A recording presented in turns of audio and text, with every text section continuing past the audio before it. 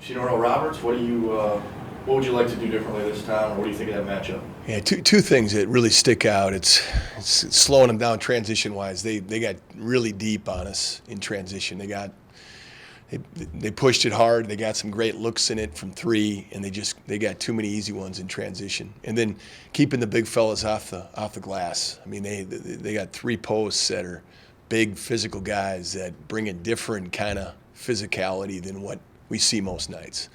So really trying to do a great job of not giving them second chance points. I think between those three posts, they had 9 offensive rebounds in their last game between the three of them. So keeping them off and not giving them second chance points.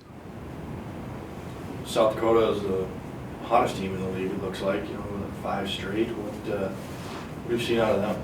Really good offensive team, and it's not to take away or say anything from them defensively. They shoot it really well. They've got size. They've got guys that can beat you off the bounce. Amude obviously can really score it, but their big fella can shoot it and score it inside. I think the difference maybe for them as of late has been Simpson. I think he's really playing well, and it just kind of brings them all together because they got some tough guards. But they just, between size and the ability to stretch the floor and shoot it, their offensive weapons they can put out there have really been playing well. Is there a difference in the mindset or the approach now that we're into February, or are you trying to keep it the same as you guys navigate kind of this? Well, when you look at like our last game, to me what kind of got us in that game was, we've been a really good free throw shooting team, and missed free throws hurt us in that game because we had it down to a 2-point game, and I think we missed 7 free throws in that first 10 minutes of that second half, and that's frustrating when you're doing that because you're coming back from a 12-point deficit. And then we just gave them too many easy looks. And when you watch film, we weren't helping inside much because we wanted to take away their threes. And that helped. That worked here. We made their post to score here, and we didn't move as the ball moved as well. So our hands were a little late, and we gave up open threes. I don't know how much we changed. We want to be better defensively. We have to be.